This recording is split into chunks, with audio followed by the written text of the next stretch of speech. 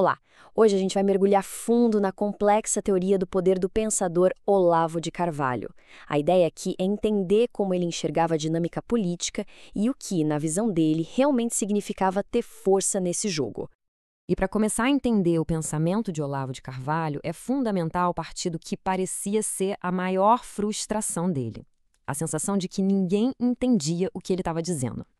Essa frase que está aí, ela captura exatamente esse ponto de partida. Então vamos lá. Parte 1. A frustração de um pensador. Todo o raciocínio dele parece vir dessa tentativa de corrigir o que ele via como um grande mal-entendido sobre a natureza do poder político. O que ele dizia, basicamente, era o seguinte: as pessoas estão dando palpite sobre um assunto que não dominam. E por causa disso, acabam confundindo a análise que ele fazia com um tipo de chamado para ação, como se ele liderasse uma organização que, na verdade, nem existia. O erro, para ele, começava nos conceitos básicos. E aqui que a gente chega num ponto que talvez seja o mais crucial de todos para entender a análise dele. Tudo começa com a definição de uma única palavra: militância. Ele fazia questão de dizer que militância não é a mesma coisa que o povão ou um bando de eleitor leal. Não. Militância para ele são quadros profissionais. Gente que se dedica a uma coisa: dirigir a massa. Agora, olha só que interessante essa distinção que ele faz. De um lado, existe um núcleo organizado, profissional, treinado. Do outro, a base de apoio, que é muito maior, mas que age de forma mais espontânea, por escolha individual.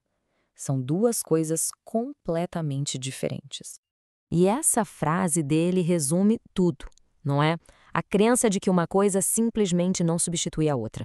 O eleitorado é um conjunto de vontades individuais. Já a militância, na visão dele, é uma força coletiva, coordenada com uma missão. Certo. Seção 3. A estratégia vencedora da esquerda. Agora, com esse conceito de militância bem claro, vamos ver como Carvalho aplicava isso para analisar o jeito como o poder político, segundo ele, foi construído no Brasil. De acordo com a análise de Carvalho, o sucesso da esquerda não aconteceu por acaso. Foi o resultado de um projeto de 50 anos, focado em construir exatamente esse tipo de militância. Um trabalho de formiguinha, de longo prazo, para ocupar espaços e formar as pessoas que lá na frente chegariam a posições de poder. Ele defendia que instituições que a gente vê como o Supremo seriam só a ponta do iceberg, a face visível de uma estrutura de poder muito maior e invisível. Ou seja, o órgão oficial, na visão dele, seria só a fachada. Seção 4. Popularidade sem poder. E isso nos leva, claro, ao outro lado da moeda. O diagnóstico que o Carvalho fazia sobre o porquê a direita, na visão dele, sempre falhava mesmo quando ganhava as eleições. Aqui o contraste fica bem nítido. De um lado, na descrição dele, a esquerda, teria essa força organizacional, essa rede de pessoas preparadas. Do outro, a direita, que dependeria basicamente do carisma de uma única pessoa. Para ele, isso é uma fraqueza fatal, porque uma estrutura organizada sempre venceria uma figura popular, mas isolada. E essa falta de estrutura deixa o líder, nas palavras dele, jogado no meio dos leões para ser destruído. Sem essa rede de comando para agir em conjunto, a popularidade acaba não servindo para muita coisa contra um oponente organizado.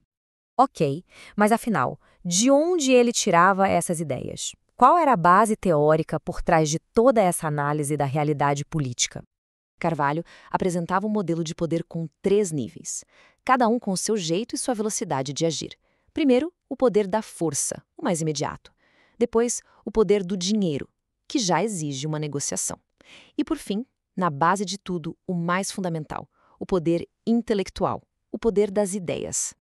Ele era enfático nisso.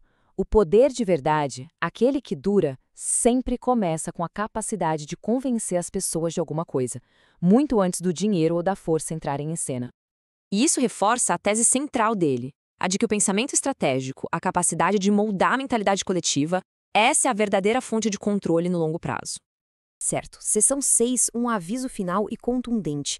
Vamos fechar com o que, no fim das contas, está em jogo nesse argumento todo e qual é o grande alerta que o Carvalho deixava. A conclusão da perspectiva dele é bem direta. Sem entender e construir uma militância de verdade, qualquer vitória política não passa de uma ilusão. E combater o instrumento, como a corrupção, sem atacar quem utiliza, seria para ele uma luta já perdida. Ele resumia a coisa toda a um confronto entre dois lados. De um, uma população que adora o seu líder. Do outro, uma militância organizada e disposta a tudo para derrotá-lo.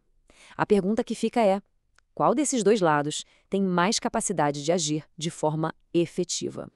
E essa pergunta final, ela encapsula toda a provocação da teoria do poder de Olavo de Carvalho, desafiando a nossa percepção comum sobre onde a verdadeira força política realmente está.